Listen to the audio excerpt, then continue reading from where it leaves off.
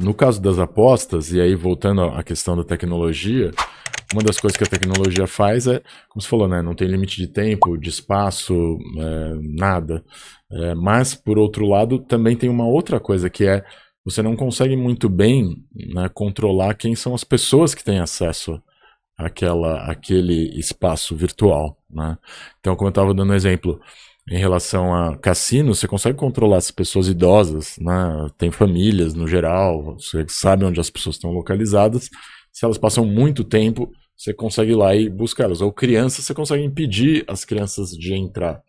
Nesse espaço, você não consegue, né? E aí você justamente justificaria uma regulação muito firme, né, dessa atuação para impedir que crianças eventualmente tenham acesso a esse tipo de espaço. E aí se você junta esse elemento com, né, as dark patterns, você começa a ver que tem essa questão da não limitação e ainda um problema grave por trás, que é o uso da inteligência artificial. Que aí é uma questão que muitas dessas usos das inteligências artificiais em redes sociais, isso já ficou identificado atualmente, elas tendem a impactar mais pessoas em alguma situação de vulnerabilidade, né?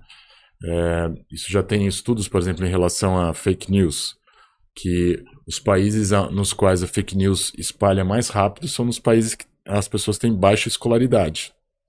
Nos países de altíssima escolaridade, fake news não viraliza, porque é isso, né? Você manda para alguém fala, é uma fake news, não vou dar sequência. Sim. E num país onde as pessoas têm baixa escolaridade, você não tem capacidade de avaliar a validade ou não daquela informação, você valida só a relação que você tem com a pessoa que te mandou a notícia.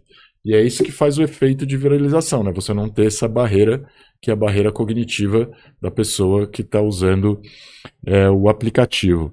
Então, o que acontece? A gente vê que essas dificuldades tecnológicas, na prática, elas colocam muito mais responsabilidade nas companhias, né? Por quê? Porque é um nível de uso da tecnologia que muitas vezes a gente pode imaginar. O regulador não vai ter o mesmo conhecimento sobre essas tecnologias do que o regulado, né? A gente viu que, por exemplo, se a gente não tivesse levado ao Supremo Tribunal Federal essa pesquisa sobre Dark Patterns, não faria parte da discussão, apesar dela já ser parte da discussão de pessoas que têm esse conhecimento técnico.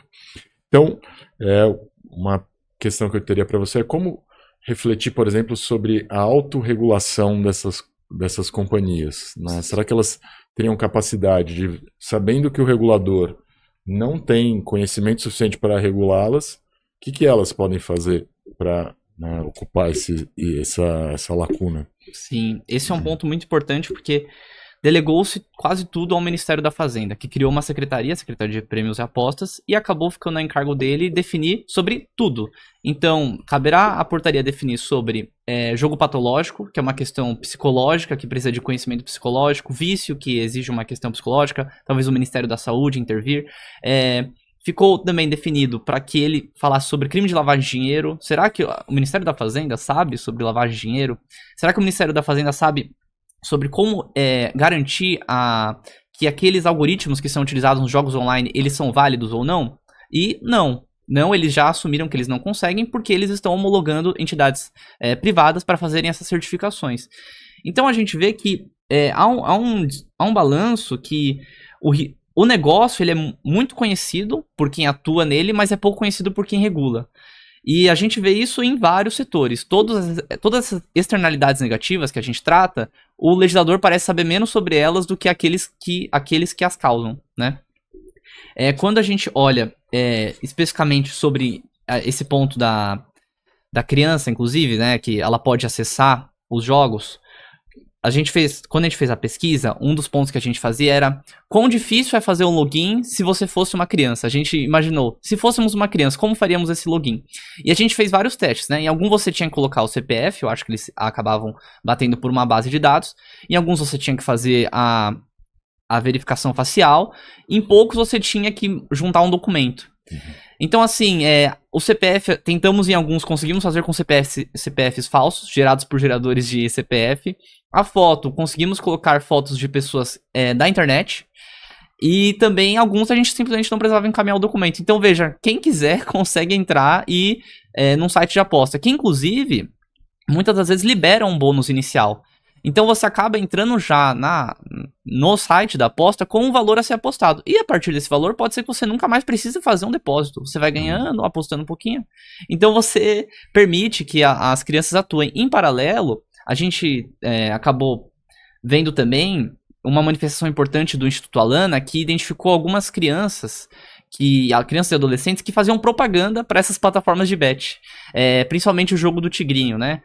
Que ficou tão famoso. Então, eles juntaram no Instagram, o print do Instagram, do story de uma criança fazendo referência a esse jogo. Então, não tem limites. É difícil você imaginar que um pai vai conseguir limitar, hoje é difícil limitar o acesso da criança à tecnologia, e esses sites, eles via de regra, não são diferenciados, eles não exigem uma senha, uma autorização a mais, você pode entrar do jeito que você quiser, e inclusive é muito mais fácil entrar no computador do que no celular, porque no computador, por exemplo, não tivemos nenhum das bets que nós analisamos que exigia o reconhecimento facial no computador, justamente porque o computador muitas vezes não tem webcam. Então, você pode, se você tiver dificuldade de entrar no celular, tenta entrar pelo PC, pelo computador que você vai conseguir. Quando a gente olha, então, para esse setor recheado de externalidades negativas, e a gente vê que é impossível do legislador, do poder público, conseguir controlar todas elas, vai caber uma autorregulação. Autorregulação, inclusive, voltando às instituições financeiras, aos bancos, é muito bem vista pela FEBRABAN. Temos autorregulação até em setores específicos, por exemplo, autorregulação do crédito consignado, e caberá isso, ao menos creio que ao nosso ver, realizar essas atividades de dentro para fora, elas se organizarem, para que a atividade não seja em algum momento, por exemplo, tida como inconstitucional. Sim. Porque a tendência é que se essas externalidades negativas se mantenham, alguma ação mais severa seja tomada.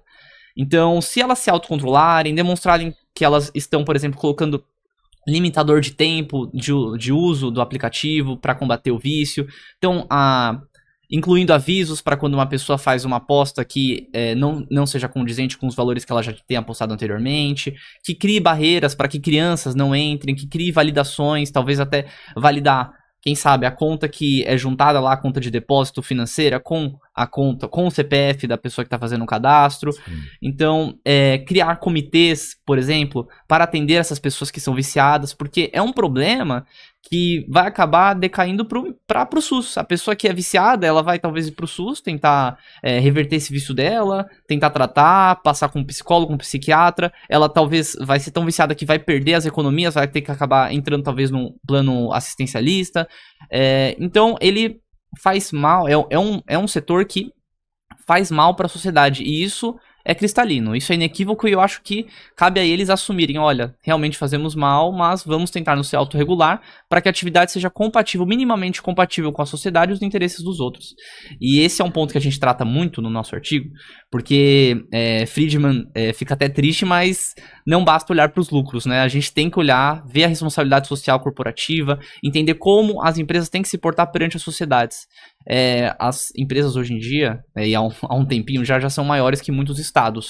Não tem mais como você entender uma empresa apenas pelo fim de obter e partilhar seus lucros, né? Uhum. Então, isso é uma definição muito interessante. No nosso artigo a gente retoma essa parte histórica, talvez não caiba fazer tanto essa retomada aqui, mas é muito relevante como faz bem pro setor. O setor acaba conseguindo, talvez se ele não permitir que a pessoa se superendivide, talvez que seja um cliente que vai se manter a longo prazo. Uma pessoa que não seja viciada, talvez não vai entrar no momento que ela vai falar, opa, já não consigo mais.